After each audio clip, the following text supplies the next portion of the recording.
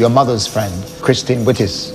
She caught me cutting up another one, and then she told me she was going to call the police.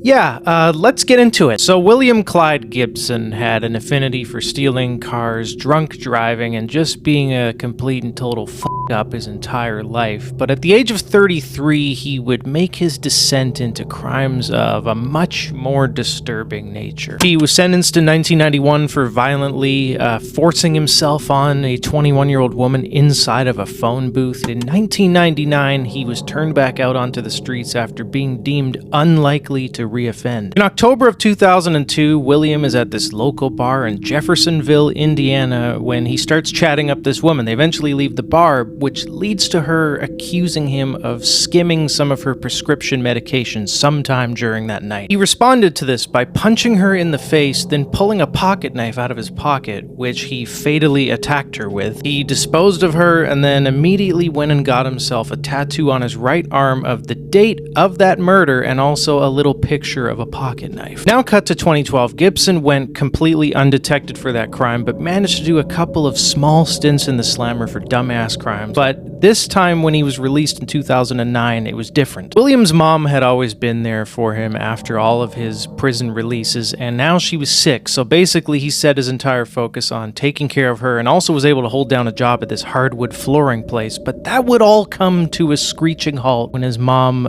passed away in January of 2012. Just 1 month after his mom's passing, William meets this woman at a bar, takes her back to his house. They get into an argument over pills. Very similar pattern to the first crime.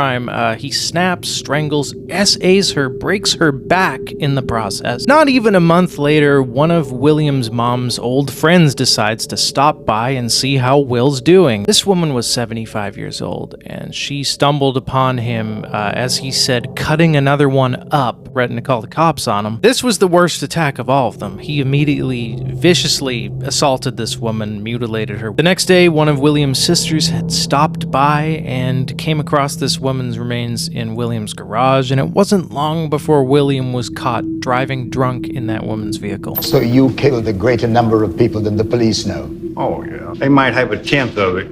I'll put it that way.